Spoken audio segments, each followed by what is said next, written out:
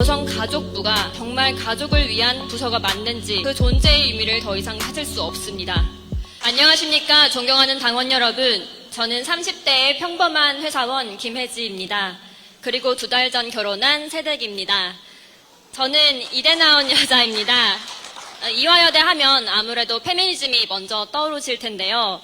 제가 이대에서 배운 페미니즘은 지금 페미라 불리시는 분들이 말씀하시는 그런 것이 아닙니다.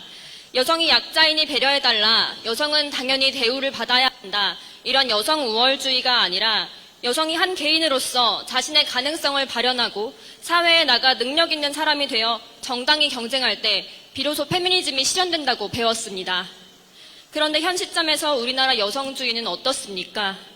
남녀 간 서로 혐오를 조장하고 현실과 전혀 다른 피해의식으로 모든 남성들을 잠재적 범죄자로 만들었습니다. 그리고 야동과 게임은 악의 축으로 몰아가고 있습니다.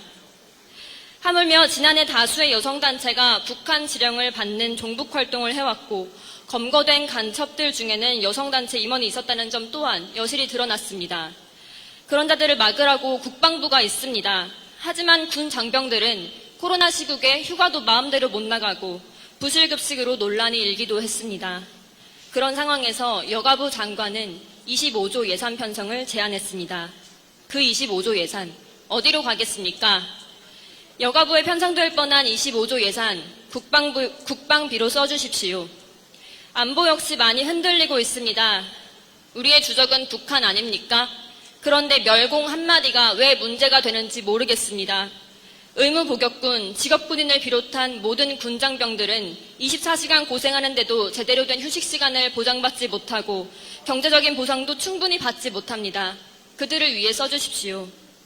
게다가 재작년 여성가족부는 초등학교에 동성애를 조장하는 동화책을 비치했습니다. 우리나라 출산율 2020년 기준 한 명당 0.83이랍니다. 동성애는 존중받아 마땅하지만 아이들을 대상으로 출산율이 저조한 이 시점에 할 일은 아니라고 생각합니다. 여성가족부가 정말 가족을 위한 부서가 맞는지 그 존재의 의미를 더 이상 찾을 수 없습니다.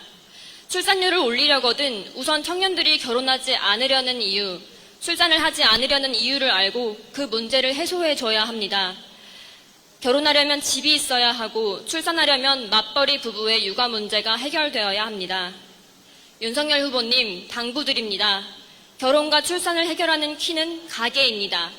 지난 5년간 망가져버린 부동산 시장을 바로잡아 20, 30대 청년들도 안정적으로 내 집을 가질 수 있도록 외벌이를 해도 불안하지 않을 정책을 펼쳐주십시오.